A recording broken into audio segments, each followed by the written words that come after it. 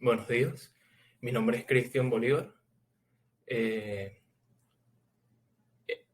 este video es para la Cátedra de Criminología con el profesor David Jiménez. Voy a hablar del tema 1 y mi caso se trata sobre el caso de Robert Hansen, valga la redundancia. La vida de Robert Hansen. Para entrar en la vida de Robert Hansen debemos saber o debemos conocer a los padres. Su padre, llamado Christian Hansen, fue un inmigrante danés, el cual tenía una panadería en Esterville, Iowa. Un hombre estricto y de mal carácter que enseñó a su hijo el oficio de ser panadero. Edna Hansen era una ama de hogar y una agradable persona. Esta fue su madre. Infancia y adolescencia de Hansen. Robert Christian Hansen, nacido el 15 de febrero de 1939 en Esterville, Iowa, era un niño tímido y nervioso. Y la relación con sus padres fue diferente con cada uno, ya que nunca pudo congeniar con su padre, quien lo obligaba a trabajar largas horas en la panadería, pero sí pudo lograr llevarse bien con su madre. Estudió en Lakers High School y fue considerado como un alumno mediocre. La relación con sus compañeros de escuela fue difícil, puesto que sus compañeros se burlaban y lo molestaban por su aspecto delgado, acné y trastorno del habla, tartamudez. Fue incapaz de establecer amistades en su adolescencia y su acné afectó su sociabilidad, y al tratar de congeniar con las chicas o con sus compañeras de clase, le fue imposible, ya que éstas lo rechazaban y lo repudiaban. Recordemos que sufrió de bullying. Eh, Al final desistió o prefirió no continuar intentando tener amistades o tener pareja, y empezó a practicar la caza, práctica que se puede presumir que lo hacía sentir extasiado e incluso lo hacía drenar todos los problemas que sufría en su casa y en su escuela. La juventud de Robert Hansen. En 1957 se alistó a la reserva del ejército de Estados Unidos. Sin embargo, fue dado de baja al año siguiente. Comenzó a trabajar como asistente de instructor en la Academia de Policía de Pocahontas en Iowa, puesto ya que deseaba alejarse o ser independiente de su padre. En Pocahontas, en el condado de Pocahontas, conocería a una chica con la cual se casó en el año de 1960. Etapa de prisión de Robert Hansen. El 7 de diciembre de 1960, Hansen había sido detenido por incendiar un garaje de autobuses escolares del condado de Pocahontas, delito por el cual sería sentenciado a cumplir 3 años de prisión. Durante el cumplimiento de su condena, fue diagnosticado con bipolaridad, con rasgos obsesivos e infantilismo. Mientras se encontraba en el cumplimiento de la condena, su esposa tramitó el divorcio. Adulto joven. Posterior a su liberación, el comportamiento de Hansen reincidió, es decir, volvió a realizar actos delictivos, no como el del incendio, sino que ahora había cometido actos de crimen, de robo a tiendas y supermercados, acto que él mismo explicó que le hacía sentir extasiado, excitado, le producía orgasmos.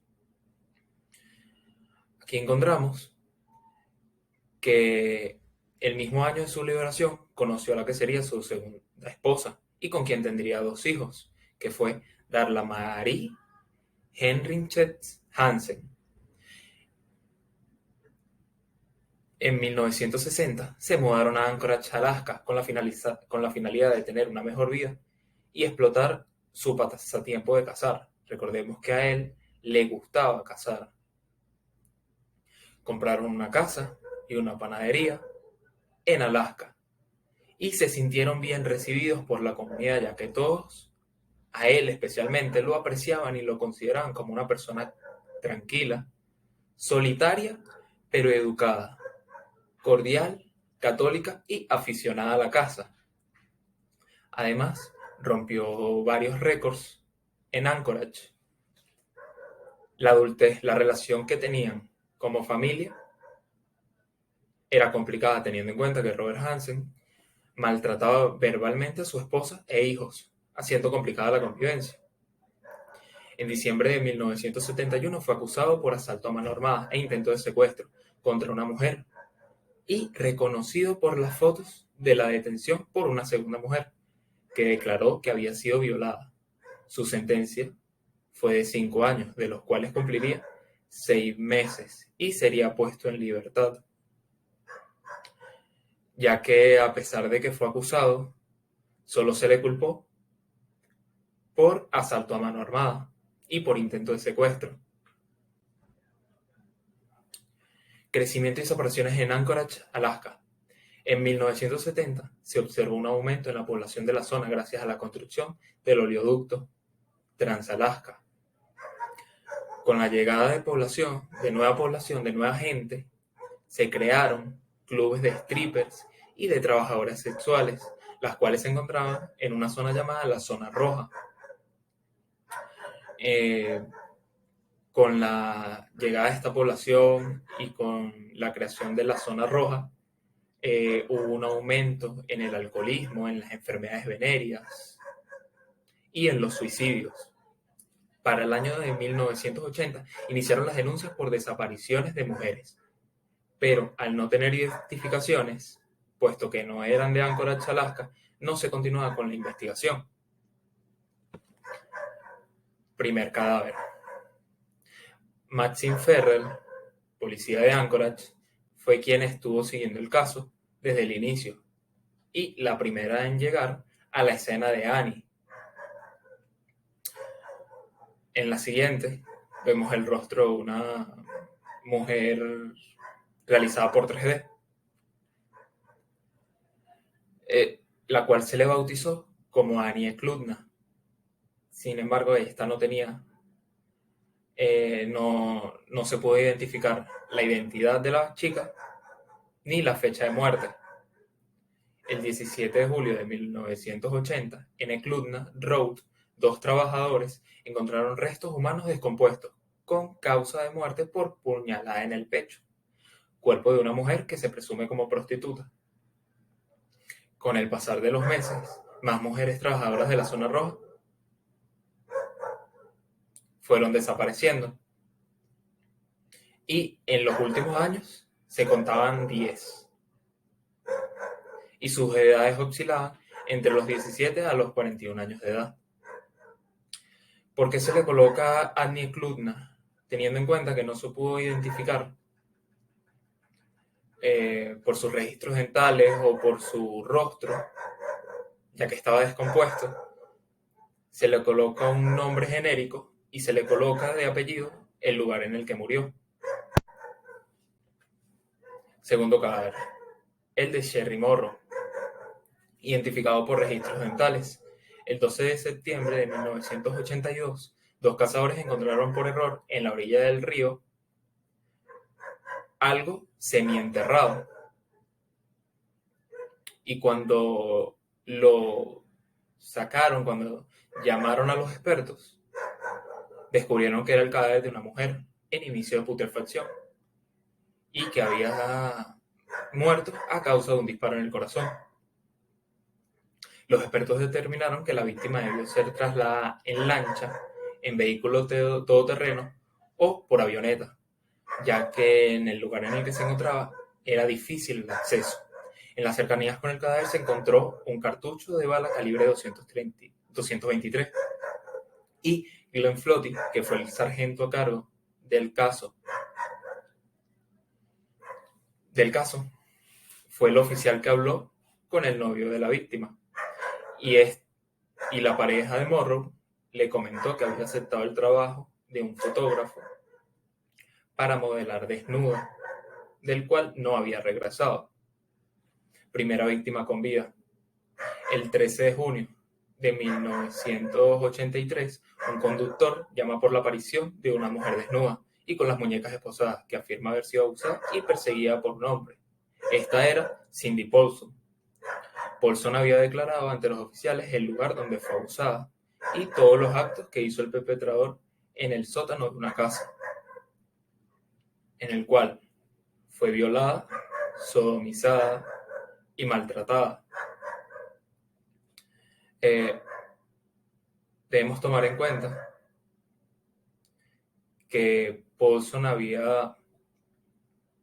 es una prostituta a la cual había contactado el sospechoso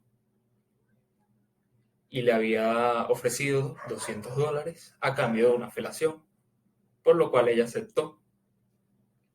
Sin embargo, al entrar en el carro, este se la llevó hasta su casa. Ella explica que la casa de él la llevó hasta el sótano, en donde la encadenó.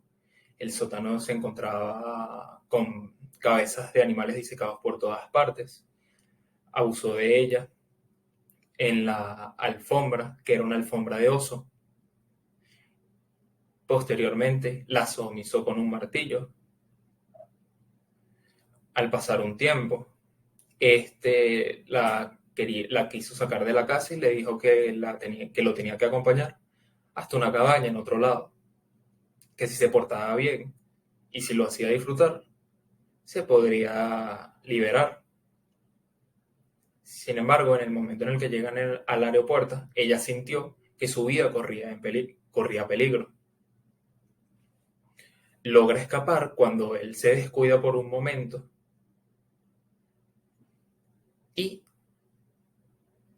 denuncia ante los oficiales, puesto que estos habían ido a donde ella se encontraba junto al camionero.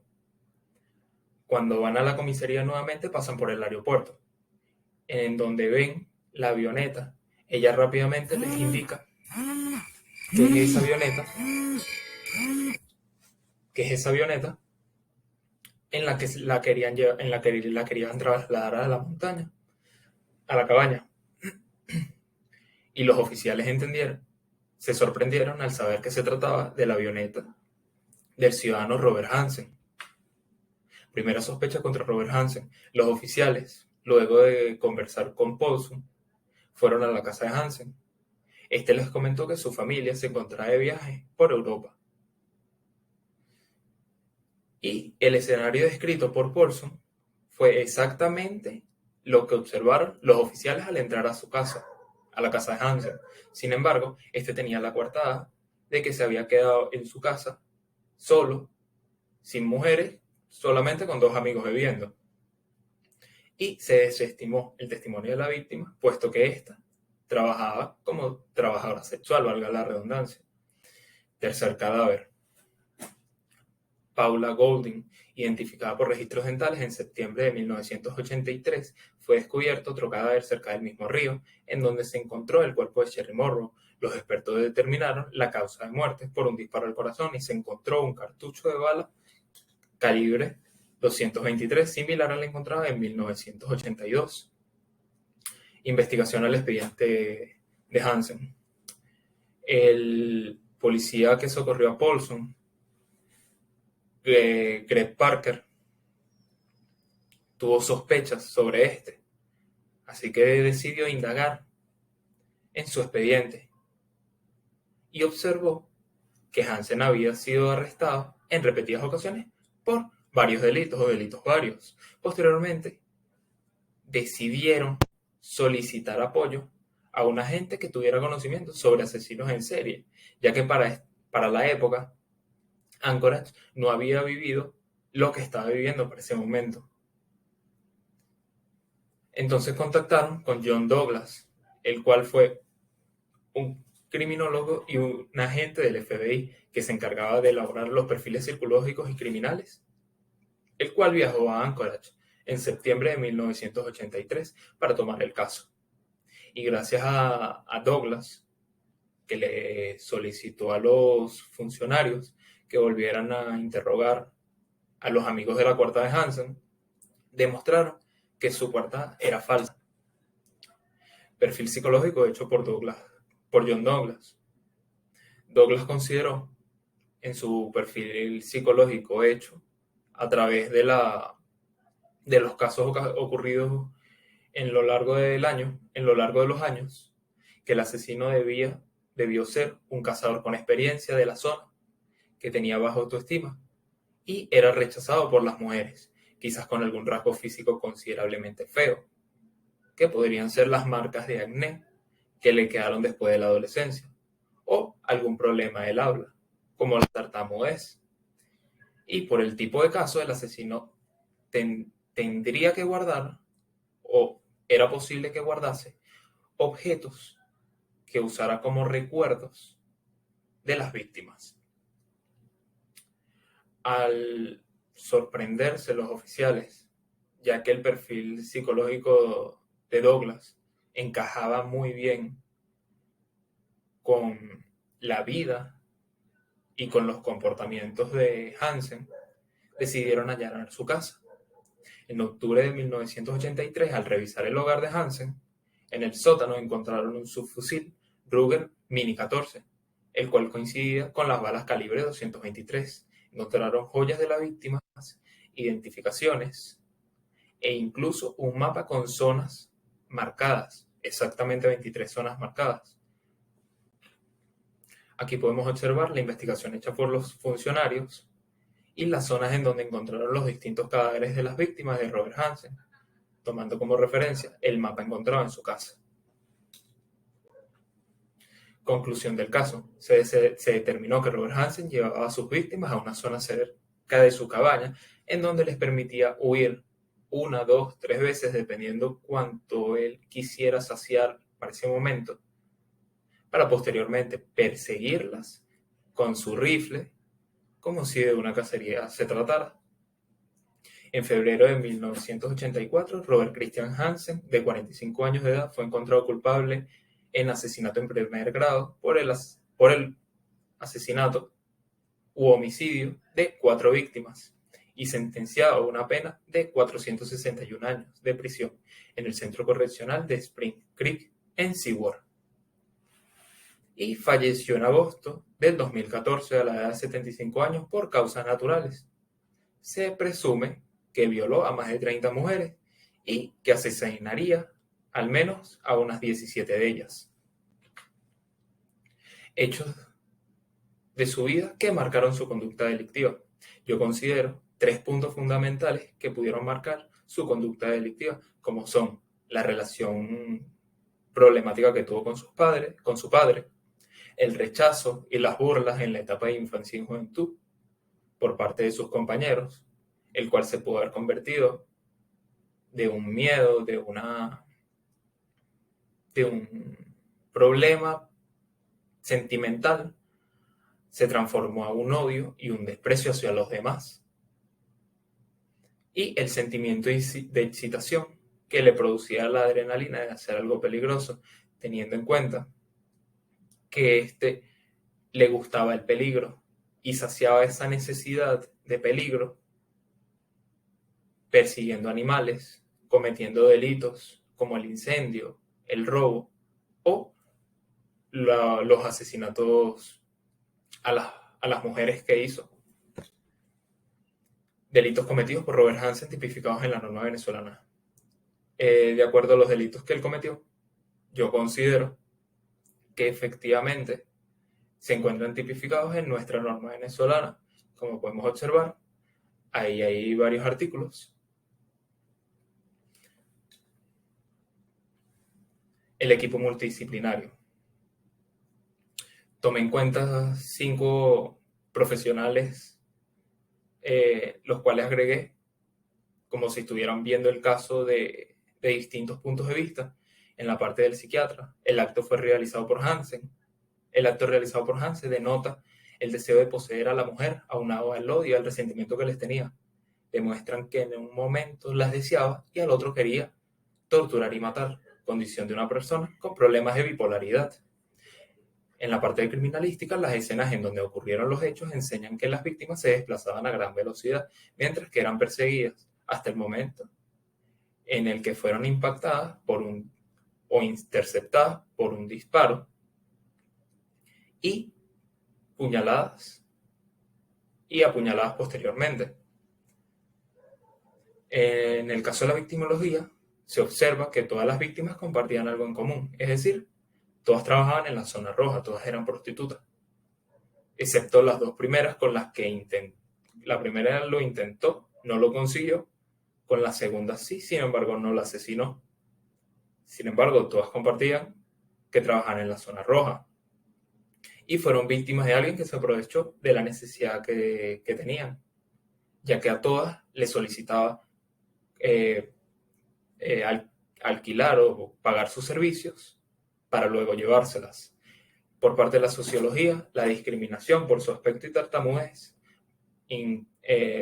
aunado a la exclusión de cualquier relación que pudo tener de amistad o amor en su infancia y adolescencia, junto al abandono de su pareja en un momento crítico de su vida, como fue cuando entró por primera vez a prisión a causa del incendio que provocó, pudieron haberlo convertido en el hombre en el que se convirtió. Y por parte del derecho, los hechos realizados fueron hechos con dolo y premeditación por parte del sujeto investigado. Es decir, tenía la intención y había analizado y preparado cómo iba a proceder. Ya tenía un mecanismo y una forma de comportarse y de cómo llevar a cabo su proceso para matar a sus víctimas. Era factible la reinserción del individuo, teniendo en cuenta la cantidad de oportunidades que tuvo Robert Hansen para reinsertarse a la sociedad y traer beneficios con su mejoría, hubieran sido deseados por todos los que escuchamos la historia y por aquellos que la vivieron de forma presencial.